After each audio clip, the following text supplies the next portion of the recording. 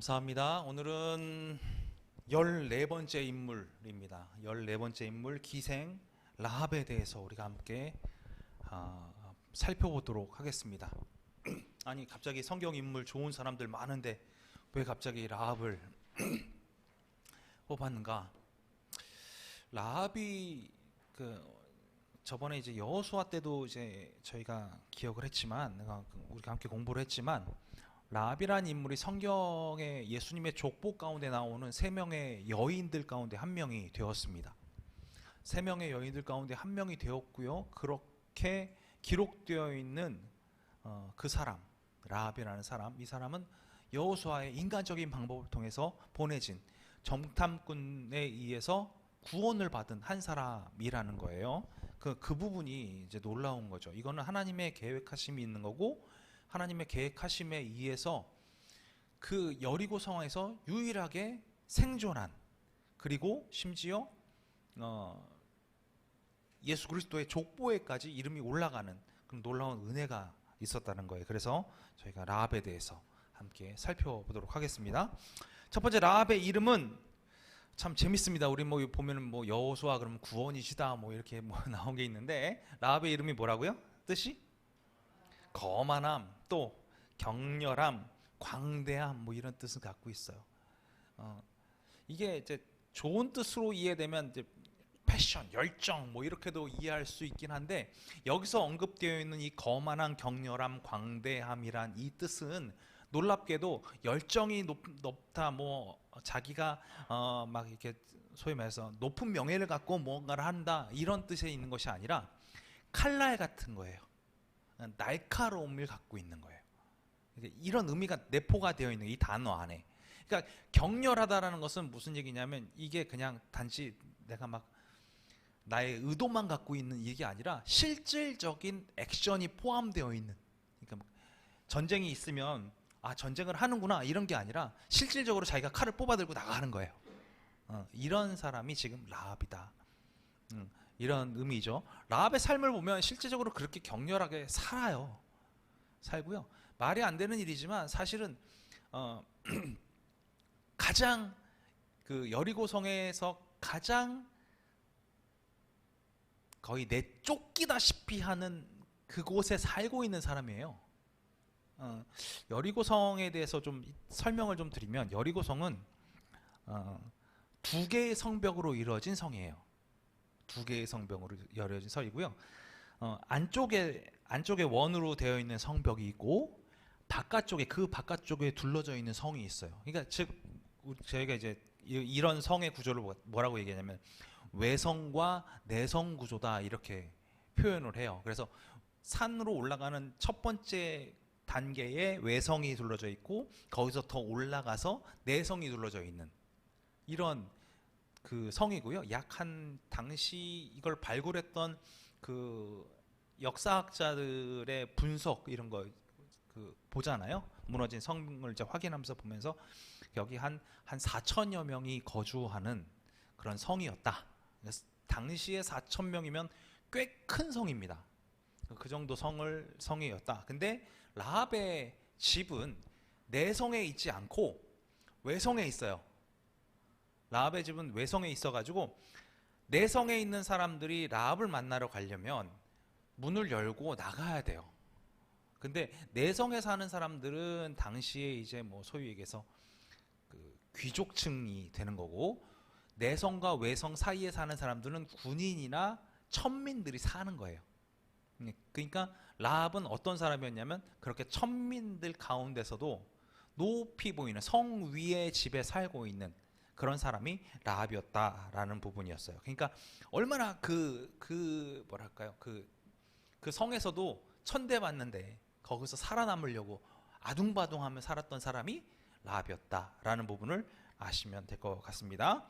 자, 가족 배경 보겠습니다. 가족 배경. 라합은 아모리 족속 사람입니다. 아모리 족속 보면 저희가 이제 그 여호수아 때도 마지막에 여호수아가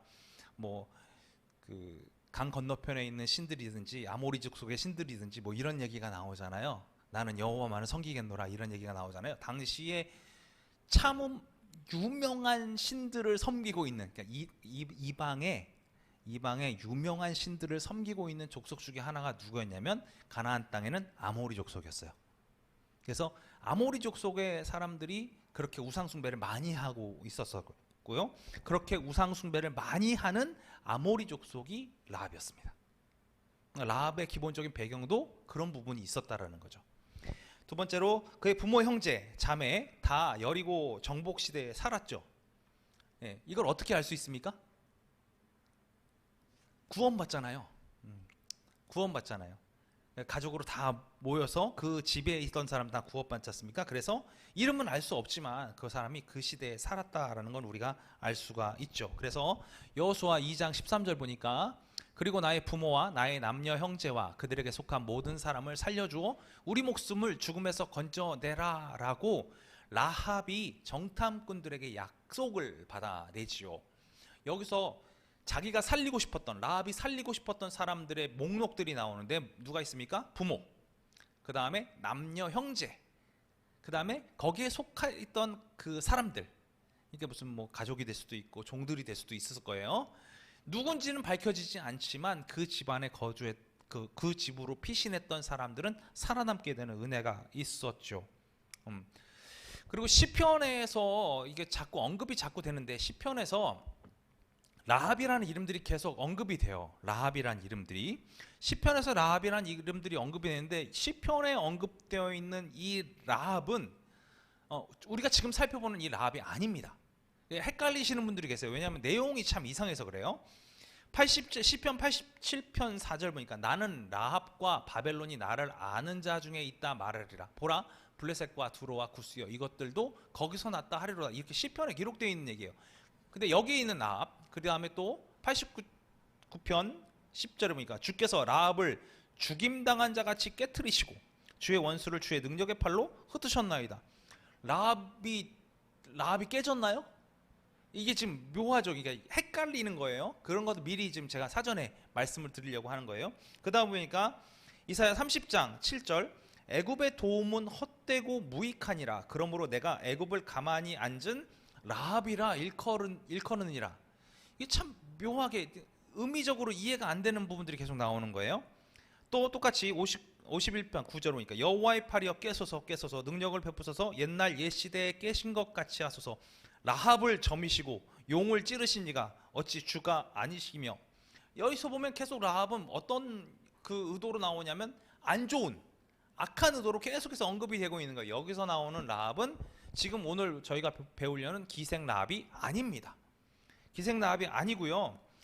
애굽의 시인의 이름이 그 드래곤이라고 표현된, 용이라고 표현되어 있는 이 사람이 이렇게 이 사람의 어떻게 보면 예명이에요. 예명이 계속해서 언급되고 있는 거예요. 그래서 이거는 구분을 하셔라 라고 말씀드리기 위해서 지금 라합이란 이름이 언급되어 있던 편을 보면서 이거는 오늘 배울 기생 라합이 아니다 라는 것만 알고 계시면 될 것 같아요.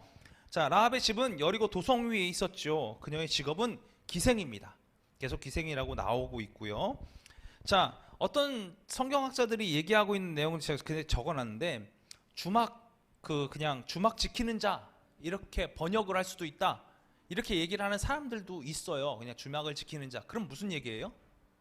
그냥 여관 주인, 요 정도인 거예요. 여관 주인. 근데 여관 주인과 기생은 의미가 다르잖아요. 여관 주인과 기생의 의미가 다른데, 성경학자들이 그걸 그렇게 얘기하고 싶어 하는 이유는 이게 기생이 예수님의 족보 안에 올라와 있으니까 이것 때문에 그렇게 생각을 하는 건데, 그런데 성경 어디를 봐도 라합은 명확하게 기생이라고 표현을 하고 있어요. 기생이라고. 그래서 오늘 저희가 보는 기생 라합의 직업은 확실하게 기생이다 라는 부분으로 우리가 알면 될 것 같습니다. 자, 구약성경 이제 한번 쭉 들어가 보지요. 처음에 그녀의 인격에 대해서 저희가 한번 살펴보겠습니다. 성경은 그녀가 혼자 살았다라고 기록을 하고 있습니다. 성경은 그녀 혼자 살았어요. 그녀의 직업적 특성 때문에 누구와 함께 사는 게 참 어려웠을 것 같습니다. 뭐 다른 언급은 없지만 성경에서는 그녀가 혼자 살았다고 언급되고 있고요. 그 다음에 그녀의 집은 아까 말씀드린 것처럼 외성의 위에 그녀의 집이 있었기 때문에 그녀는 그냥 창문만 열면 성 밖에서 일어나고 있는 일들을 그냥 볼 수가 있었어요. 심지어 그 라합의 집은 그냥 성벽만 쭉 있는데 집이 있는 게 아니고, 성벽이 있으면 성문이 있잖아요. 성문. 이 성문 위에는 대부분의 어떤 사람들이 있냐면 군대 장군과 그 병사들을 지휘할 수 있는 사람들이 그 위에 있어요. 성문 위에서 지켜요. 그래야지만 지시하기가 편하잖아요. 왜냐하면 적들은 성벽으로 오는 것보다 성문으로 오기가 편하니까.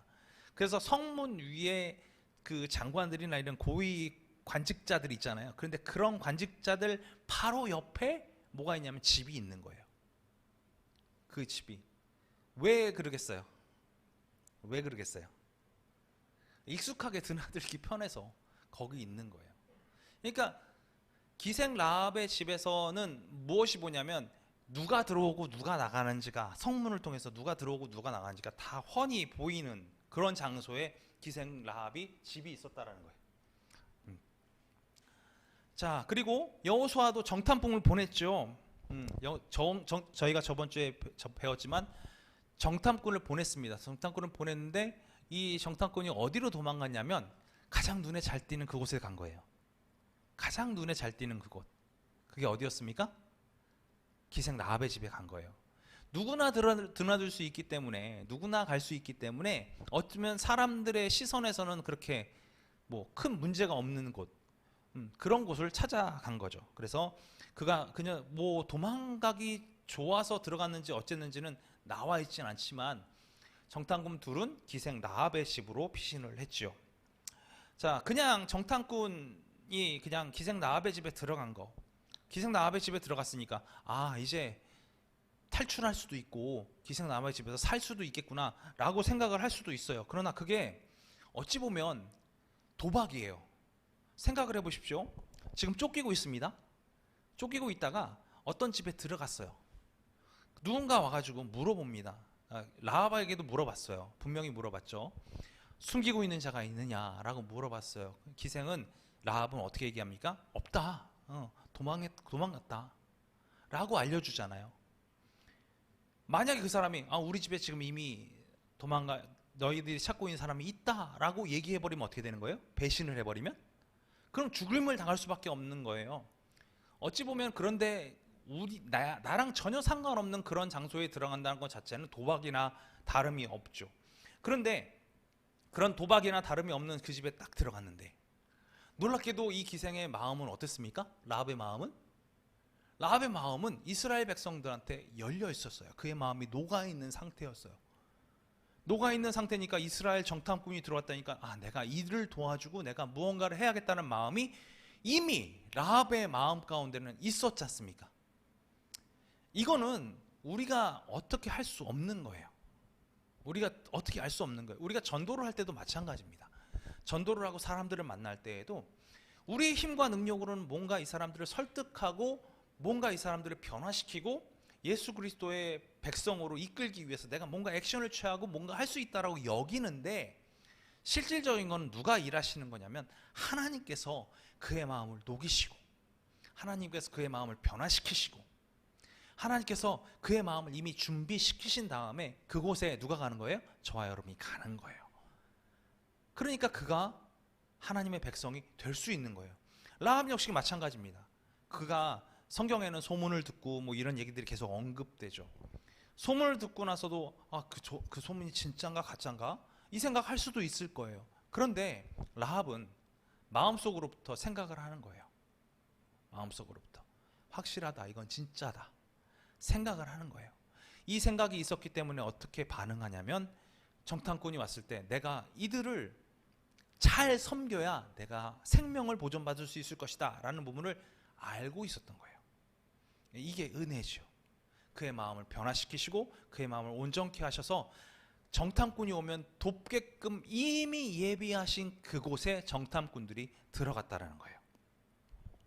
그래서 로마서 8장 28절 보니까 뭐라고 기록되어 있냐면 하나님이 미리 아신 자들을 또한 그 아들의 형상을 본받게 하기 위하여 미리 정하셨으니 이는 그로 많은 형제 중에서 맏아들이 되게 하려 하심이니라 라고 기록하고 있어요.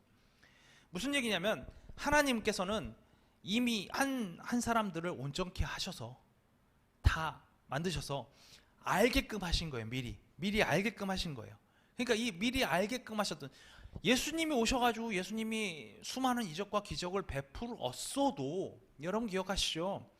예루살렘 성에 올라갈 때 예수님을 향해서 호산나 다윗의 자손이여 우리를 구원하소서 얘기했던 이 사람들이 단 일주일 만에 어떻게 변하냐면 바라바를 살리고 예수를 십자가에 못 박아라 라고 외치던 사람들이에요. 군중이 돼버린단 말이에요. 돌을 집어던진 사람. 이 사람은 바뀌는 거예요. 이미 봤잖아요. 많이 보고 경험을 했잖아요. 예수님이 그만큼 능력 있으시고 대단하신 분이라는 거 아는 사람들이에요.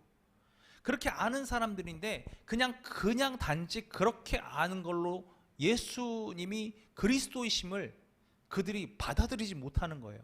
근데 저와 여러분 어떻게 받아들이세요? 이미 하나님의 택하심이 있기 때문에 알게 되는 거예요. 받아들이게 되는 거예요. 우리가 예수님을 본받을 수 있는 그런 사람들이 되는 거예요. 그러니까 이미 하나님께서 우리를 그렇게 만드셨다라는 부분이 이제 로마서에 기록되어 있는 거죠. 그녀의 사역 한번 보겠습니다. 사역 재밌습니다. 라합은 여리고의 왕의 명령에 불복종합니다. 여리고 왕의 명령은 뭐였습니까? 정탐꾼이 있으면 내어놔라 라는 게 명령이에요. 우리 이 여리고 성이 살아나려면 어떻게 해야 된다는 거예요? 정탐꾼이 들어오면 안 되는 거예요. 우리가 점령당할 수 있게 돼버리는 거예요. 그러니까 절대 그렇게 하지 못하게 만들어야 하는 거예요. 그런데 명령이 있었음에도 불구하고 그 명령을 안 따르는 거죠. 왜 그랬을까요? 아까 얘기한 것처럼 라합의 마음은 이미 하나님께서 녹이신 거예요. 하나님께서 녹이셨기 때문에 그렇게 할 수 없었던 거죠. 그래서 여호수아 2장 3절부터 6절 보니까 여리고 왕이 라합에게 사람을 보내어 이르되, 왕이 보낸 거예요. 왕이 라합에게 보낸 거예요.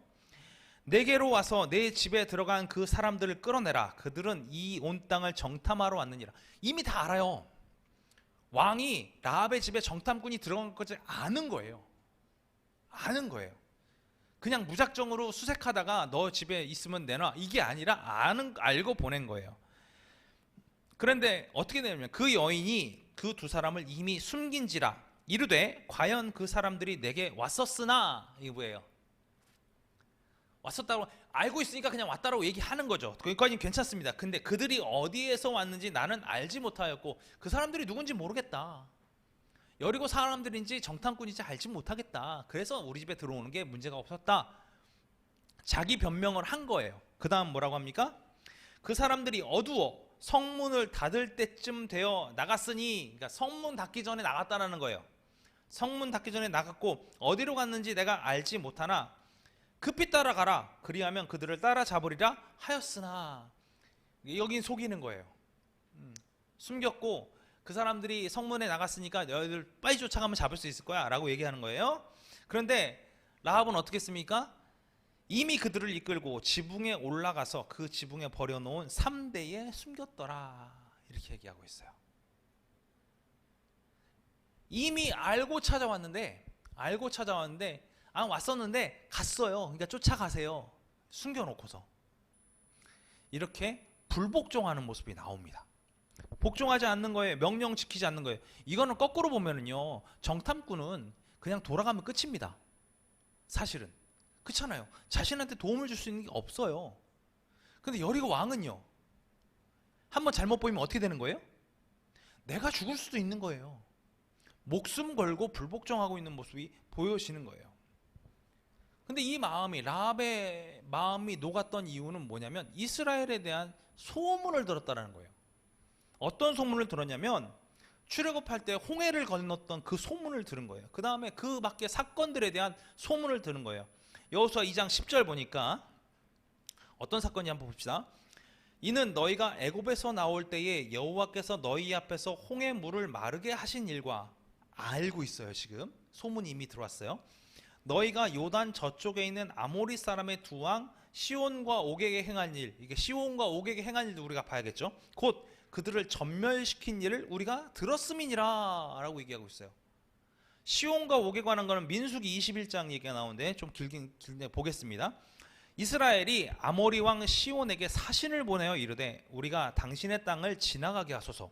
우리가 밭에든지 포도원에든지 들어가지 아니하며 우물물도 마시지 아니하고 당신의 지경에서 다 나가기까지 왕의 큰 길로만 지나가리이다 하나. 이렇게 있어요. 무슨 얘기냐면 지금 이스라엘 백성이 가나안 땅에 가야 되는데 지금 이 시온의 시혼, 그렇죠? 시온의 땅을 지나가야 되는 거예요. 이스라엘 백성이 지나가야 되는 거예요. 이게 돌아갈 수가 없고, 그러니까 미리 사신을 보내서 그냥 아무것도 안 할 테니 먹을 것도 안 건들고 심지어 물도 안 마실 테니까 우리가 그냥 대로 열어주면 우리가 쭉 지나가서 그 가나안 땅으로 넘어가겠습니다 라고 얘기한 거예요. 그러니까 뭐 공물을 바쳐라 뭐 정명하겠다 이런 얘기도 아니에요. 그냥 길만 열어주세요. 우리는 여러분하고 상관이 없습니다. 길만 열어주세요 라고 부탁을 했는데 23절에 보니까 시온이 이스라엘이 자기 영토로 지나감을 용납하지 아니하고 그의 백성을 다 모아 이스라엘을 치러 광야로 나와서 야하스에 이르러 이스라엘을 침으로. 이게 무슨 얘기예요? 공격하러 가는 거예요. 그냥 길만 열어주세요. 근데 아니 우리 땅으로 못 지나가. 내가 너희를 다 진멸하겠어. 그리고 나간 거예요. 그러니까 이스라엘이 어떻게 합니까? 대응을 합니다. 24절에 이스라엘이 칼날로 그들을 쳐서 무찌르고 그 땅을 아르논에서부터 야복까지 점령하여 암몬 자손에까지 미치니 암몬 자손의 경계는 견고하더라. 암몬 자손의 경계까지 밀어 올려버린 거예요. 완전히 다 밀어 올리는 거예요. 이스라엘이 이같이 그 모든 성읍을 빼앗고 그 아모리인의 모든 성읍 헤스본과 그 모든 촌락에 거주하였으니 그냥 다 뺏어서 거기를 우리 땅으로 만들어 보는 거죠. 그 다음에 헤스본은 아모리인의 왕 시온의 도성이라. 시온이 그전 모압 왕을 치고 그의 모든 땅을 아르논까지 그의 손에서 빼앗았더라. 예전에 자기가 빼앗았던 땅을 다 뺏긴 거예요. 그러므로 시인이 읊어 이르되 너희는 헤스본으로 올지어다. 시온의 성을 세워 견고히 할지어다. 헤스본에서 불이 나오며 시온의 성에서 화염이 나와서 모압의 아르를 삼키며 아르논 높은 곳의 주인을 멸하였도다. 모압아 내가 화를 당하였도다. 그모스의 백성아 내가 멸망하였도다. 그가 그의 아들들을 도망하게 하였고 그의 딸들을 아모리인의 왕 시온의 포로가 되게 하였도다. 우리가 그들을 쏘아서 헤스본을 디본까지 멸하였고 메스바에 가까운 노바까지 황폐하게 하였도다 하더라. 이 시인이 아주 당시에 그렇게 무너졌던 내용들을 쫙 시로 읊은 거예요. 그래서 이스라엘이 어떻게 됐습니까? 이스라엘이 아모리인의 땅에 거주하였더니 모세가 또 사람을 보내어 야세를 정탐하게 하고 그 촌락들을 빼앗고 그곳에 있던 아모리인을 몰아내었더라. 그들이 돌이켜 바산길로 올라가매 바산한 옥이 그의 백성을 다 거느리고 나와서 그들을 맞아 에드레이에서 싸우려 하는지라. 지금 보세요. 먼저 시온이 일단은 완전히 멸망됐잖아요. 멸망됐으니까 이제 바산 왕 옥도 좀 생각이 있으면 우리가 그냥 길 내줄 테니 그냥 지나가세요. 우리는 여러분하고 싸울 생각이 없습니다 라고 하면 되는데 그게 아니라 우리 땅 근처로 쳐들어오네. 안 되겠다. 우리도 가서 이스라엘을 치자 라고 생각하고 나온 거예요. 그러니까 여호와께서 모세에게 이르시되 그를 두려워하지 말라. 내가 그와 그의 백성과 그의 땅을 내 손에 넘겼나니 너는 헤스본에 거주하던 아모리인의 왕 시온에게 행한 것 같이 그에게도 행할지어다. 공격해서 다 점령하라는 거예요. 이에 그와 그의 아들들과 그의 백성을 다 쳐서 한 사람도 남기지 아니하고 그의 땅을 점령하였더라. 이게 소문으로 라합이 소문으로 들은 그 얘기예요. 그 얘기. 아까 그랬잖아요. 누구라 그랬어요? 아까 여호수아 2장 10절에 나온 것처럼 두 왕, 아모리 사람의 두 왕 시온과 옥에게 행한 일, 그들을 전멸시킨 일을 우리가 들었다 이렇게 아까 얘기했잖아요. 그 내용이 이 내용인 거예요. 이스라엘을 싸울 생각이 없었어요. 그냥 길로만 지나가면 됐어요. 그런데 그것을 두 왕이 자의적으로 해석하는 바람에 이스라엘의 앞을 막아서고 전쟁하러 나왔어요. 이게 참 재밌는 얘기예요. 왜냐하면 이스라엘이 전쟁을 하러 갑니다. 그랬더니 이 사람들이 방어를 하고 전쟁을 했습니다. 성경은 이렇게 기록하지 않고 이스라엘은 아무것도 안 하고 있었는데 우리 길만 열어주세요 그랬더니 시온은 어떻게 해요? 이 백성들 몰고 나가서 우리가 한번 붙자 이런 거를 전멸시킨 거고요. 똑같이 그가 정탐을 보내서 여기 괜찮나 여기까지 분명히 경고하다 그랬거든요. 여기까지 정탐만 보냈는데 어떻게 해요? 똑같이 나오는 거예요. 똑같이 옥도 나와가지고 우리도 한번 붙어보자 이러고 나왔을 때 이스라엘이 대응한 거예요. 똑같이. 근데 바산 같은 경우에는 쉽게 얘기해가지고 거기 되게 풍요로운 곳이에요. 바산이라는 땅 자체가 매우 풍요로운 곳이에요. 그래서 이 바산이라는 곳에서 사람들이 덩치도 크고 잘 먹고 그래서 힘이 있는 장수들이 많았다 그랬어요. 그런데 이스라엘 백성들이 보기에는 그 사람들을 볼 때마다 무슨 생각이 두려움이 들 수밖에 없는 거죠. 장정들이 막 몰려오면 두려울 수 있잖아요. 그런데 그 상황에서 하나님께서 말씀해 주시는 거예요. 두려워하지 말라. 너희 손에 이 백성을 다 붙였으니 시온에게 한 것처럼 바산에게도 똑같이 해라 하니까 이스라엘이 용감하게 가서 싸웠고 다 진멸, 완전히 다 죽여서 없애는 그 땅을 차지하는 그런 일이 일어나게 된 것입니다. 그것을 라합이 들었다라는 거예요. 라합이. 여러분 그럼 생각해 봅시다. 우리는 제가 가끔 이런 생각이 들 때가 있어요. 하나님께서 역사하시는 일들을 우리가 수많은 요즘에 이제 매스컴이 잘 되어 있으니까 매스컴을 통해서 가만히 살펴보면 하나님께서 역사하시는 일들에 대해서 우리가 참 많이 이건 진짜 하나님께서 하시는 일이야. 이건 하나님께서 역사하시는 일이야. 이런 것들 저희가 많이 보잖아요. 저만 그런가요? 느껴지잖아요. 아니 그렇게 멀리 안 보고 그냥 개인적으로 제가 알고 있는 어떤 사람들이 간증하시는 거 보면 그 간증만 들어봐도 정말 하나님께서 우리를 이렇게 사랑하시고 이렇게 우리와 함께 동행하여 주시고 역사하시는구나 이런 것들이 느껴질 때가 있잖아요. 그럼 우리 마음이 어떻게 돼야 되냐면 오늘 라합처럼 녹아야 돼요. 하나님이 이렇게 살아계심을 알아야 돼요. 깨달아야 돼요. 그게 우리 마음을 변화시키기 위한 그런 하나님의 역사세요. 근데 우리 마음이 그 말을 듣고도 거짓말이야. 말도 안 돼. 저런 일이 어떻게 일어나? 라고 생각한다면 우리의 마음이 놓을 수가 없어요. 하나님께서 일하시면 안 되는 일이 뭐가 있겠습니까? 다만 그것이 그의 자랑과 욕심에 의해서 전해지는 말인지 우리는 하나님의 역사와 하나님의 손길이 무엇인지 우리는 알고 분별할 필요는 있어요. 그건 분명히 사실입니다. 그러나 그 분별한 걸 들으면서도 우리가 그 마음을 품을 수 있는 것, 그게 은혜예요. 그 은혜가 있을 때 라합이 구원받은 것처럼 그의 마음이 녹아서 하나님의 가까이 우상을 숭배하는 아모리 족속이었던 그 사람들이 그렇게 된 것을 변화시킨 것처럼 바뀔 수 있다라는 거예요.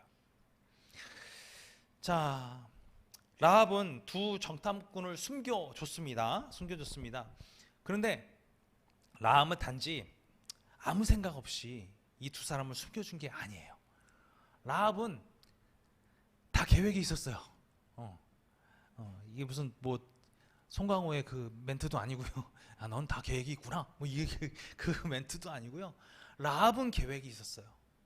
그 긴박한 순간에도 라합은 계획을 갖고 있었는데 이 라합이 이 정탐꾼들이 끝까지 살아서 자신의 진영으로 돌아갈 수 있게끔 하는 방식, 이거를 정확하게 이해하고 알고 있었어요.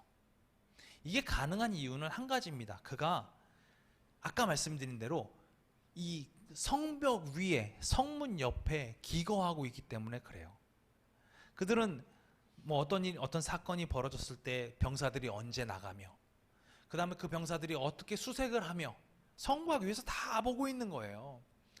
며칠 동안을 뒤지며 어느 쪽으로 가며 이거를 정확하게 알고 있었어요. 그러니까 라합은 속으로 생각하기에 우리 그 여리고의 군대가 이렇게 움직이니 이거를 피해서 이 사람들을 어떻게 숨겨주면 정확하게 탈출할 수 있겠구나. 이 탈출 루트까지 명확하게 짜놨던 사람이 누구냐면 라합이에요.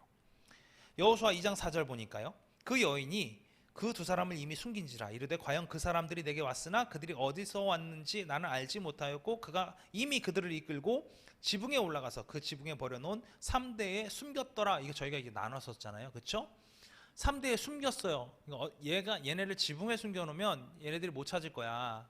알지 못하니까 못 찾을 거야 라는 부분을 알고 있었고, 두 번째는 뭐냐면 6절에 보니까 그가 이미 그들을 16절에 라합이 그들에게 이르되 두렵건대 뒤쫓는 사람들이 너희와 마주칠까 하노니 너희는 산으로 가서 거기서 사흘 동안 숨어 있다가 뒤쫓는 자들이 돌아간 후에 너희의 길을 갈지니라 알려주는 거예요. 수색을 며칠밖에 안 한다는 거 아는 거예요? 3일밖에 안 한다는 거 아는 거예요. 그러니까 숨을 수 있는 곳이 어디인지도 알고 있고 어디서 숨으면 괜찮은지도 알고 있는 거예요.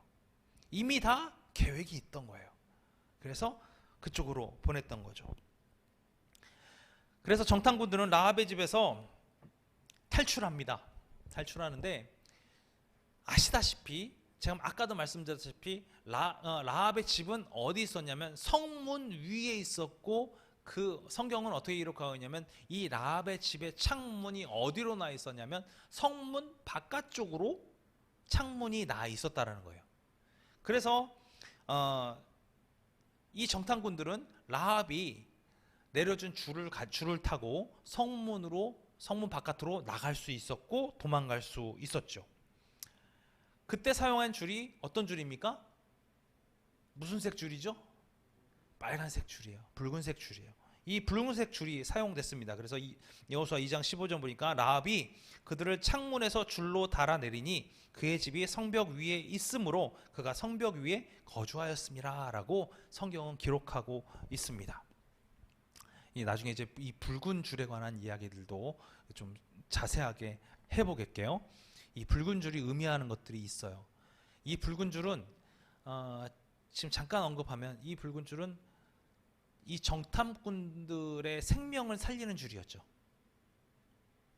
탈출을 도움 생명을 살리는 줄이었어요. 그리고 또 이 붉은 줄은 어떤 줄이었어요? 약속의 줄이었어요.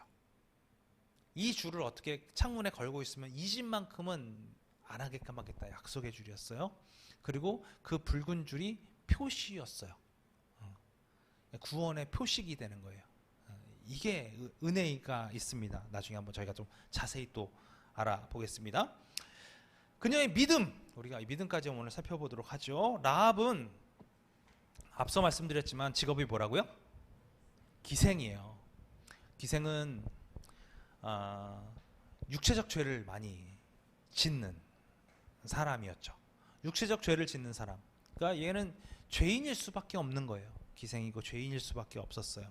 그러나 이 죄인인 라합의 마음 가운데 처음은, 이 죄인인 라합의 마음 가운데 처음은 아모리인의 그 마음을 갖고 있어요. 그가 아모리 족속이었기 때문에. 아모리인의 마음을 갖고 있었다는 얘기는 무슨 얘기냐면 우상을 섬기는 마음을 갖고 있더라는 거죠. 우상을 섬기는 마음을 갖고 있으니까 그것이 그의 마음의 중심된 마음이었어요. 근데 이 우상을 섬기는 마음이 하나님의 섭리 가운데 녹아내렸고 하나님을 향한 믿음, 하나님의 주권적 의지를 그가 깨달을 수 있게 되었기 때문에 그는 그 주권적 의지를 붙잡는 은혜가 있었죠. 이게 너무 소중한 게 뭐냐면 참 이런 얘기도 많이 듣는데 저와 여러분들은 다 대한민국 국민입니다. 그렇죠? 대한민국 국민이 갖고 있는 독특한 그러니까 제가 아까 아모리 족속의 마음이라 그랬잖아요. 라합이 갖고 있는 아모리 족속의 마음, 우상을 숭배하는 마음. 우리는 대한민국 국민으로서 그리스도인으로 지금 여기 모여 있지만 우리의 마음 가운데 기본적으로 갖고 있는 대한민국 국민이 갖고 있는 기본적인 교육과 기본적인 마음 중에 유교라는 게 있어요.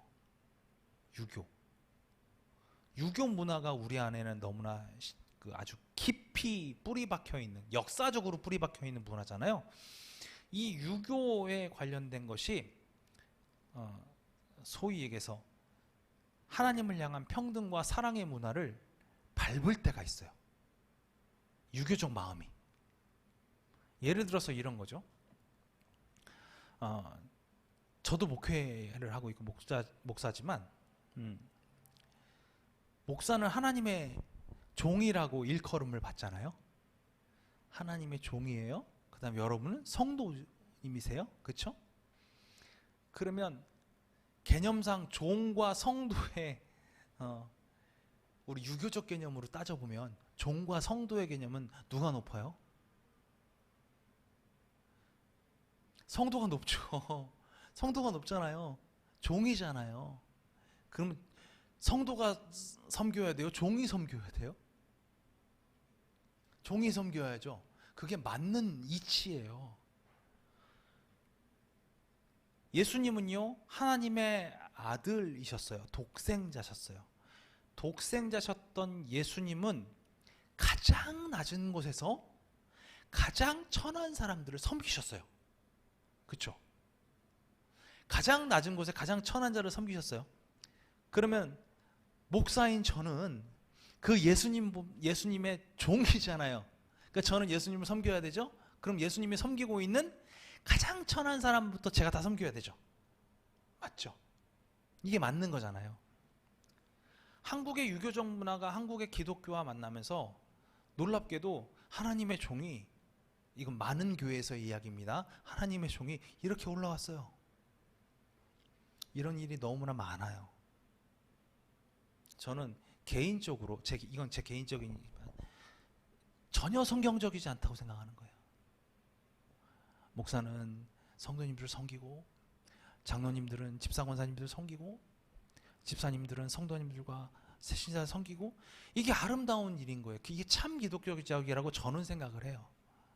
근데 유교적인 문화, 유교적인 마음을 갖고 있는 우리가 기독교를 붙잡고 유교적으로 만들어가고 있는 건 잘못됐다는 거예요. 라합은 그 마음까지도 버렸어요. 라합은 그 마음까지도 버렸어요. 우리는 아무것도 아니라고 생각하는 대한민국 국민이라고 하면 유교적인 마음이 있는가? 저는 그렇게 많이 보였어요. 라합도 역시 아모리인으로서, 아모리 족속으로서 그런 이방신을 섬기고 있는 그 마음이 있었어요. 그러나 이것을 하나님의 주권적 의지에 완전히 자신을 내어 맡기면서 내버린 거예요. 믿음은 그렇게 출발하는 겁니다. 오늘 라합의 믿음을 볼 때 중요한 게 바로 이거예요. 하나님의 주권적 의지를 우리가 붙잡고 가는 것. 그래서 여호수아 2장 9절을 보니까 말하되, 잘 들으세요. 2장 9절 말하되 여호와께서 이 땅을 너희에게 주신지를 내가 아노라. 여호수아 2장 9절 말씀이에요. 말하되 여호와께서 이 땅을 너희에게 주신 줄을 내가 아노라. 명확한 선포죠. 믿음의 선포입니다. 완벽한 믿음의 선포입니다. 우리가 너희를 심히 두려워하고 이 땅 주민들이 다 너희 앞에서 간담이 똑같다 얘기하고 있어요. 이거의 주체가 누구예요? 오늘 라합의 믿음의 주체는 오늘 얘기하는 여호와께서 이거예요. 알고 있는 거예요. 하나님이 이 전쟁, 이 여리고성을 이스라엘 백성에게 넘겨주는 권한이 있다라는 것을 라합은 분명히 알고 있는 거예요. 다 내어버린 거예요. 그게 완벽한 믿음의 이전이죠. 내가 갖고 있는 기본적인 마음까지도 다 내려놓고 하나님께서 이 땅을 너희에게 주는 줄 내가 아니까 이 땅 백성들도 지금 간담이 녹고 있으니까 나는 여호와를 섬기겠다 이렇게 선포하고 있는 거나 다름이 없는 거예요. 진배 없는 거예요. 그녀의 믿음은요, 자신의 생명 때문에 출발한 거예요. 자신과 그 가족의 생명 때문에 출발했어요. 완벽하게 하나님의 주권적 의지를 붙잡고 있었고 그 믿음을 붙잡고 있으면 내가 살 수 있으리라는 것을 정확하게 알고 있었죠. 그런데 이 아주 단순한 내 목숨과 우리 가족의 목숨을 지키기 위해서 이 정탐꾼들을 살려줘야지라고 얘기하는 이것을 위해서 자신은 목숨을 걸었어요. 목숨을 걸었어요. 그리고 그 목숨을 걸 것으로 끝난 게 아니라 나는 이 사람 도와줬으니까 목숨 걸고 끝, 이게 아니라 이들을 도와준 것은 하나님께서 이스라엘 백성에게 여리고성을 넘길 때 그때 나와 나의 부모와 나의 형제와 그에 속한 자들이 구원받을 수 있을 것이라는 확신이 있었기 때문에, 믿음이 있었기 때문에 그렇게 목숨까지 걸 수 있었던 거예요.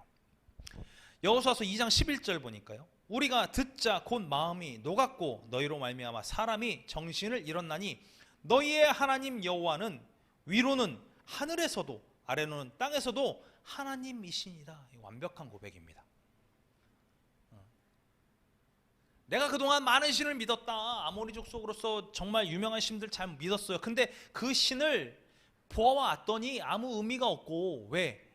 여러분 잘 생각하십시오. 지금 라합의 족속들, 자기의 족속들이 당한 게 시온과 옥에서 당했어요. 그렇죠? 그렇죠? 당했어요. 자신들이 그냥 자신들의 왕, 제가 나의 족속의 왕들이 다 전멸된 걸 내가 들은 거예요. 이해가 되시죠? 그걸 다 들었어요. 그러고 나서 뭐예요? 아모리 족속의 신이 아무것도 아니야. 진짜가 있는데 이건 하나님이시다 라고 고백하고 있는 거예요. 그러니 살려주세요 라고 얘기하고 있는 거예요. 여러분, 믿음은 이겁니다. 우리의 마음 가운데 우리의 생각들을 버리고, 우리의 마음들 가운데 우리의 규칙들을 버리고 하나님을 하나님으로 인정하고 살아가는 그 삶이 믿음이에요. 라합은 그 믿음을 소유하고 있었어요. 오늘 저와 여러분도 내가 갖고 있는 생각들 다 내려놓고 하나님 앞에 믿음을 고백할 수 있는 우리들 되었으면 좋겠습니다.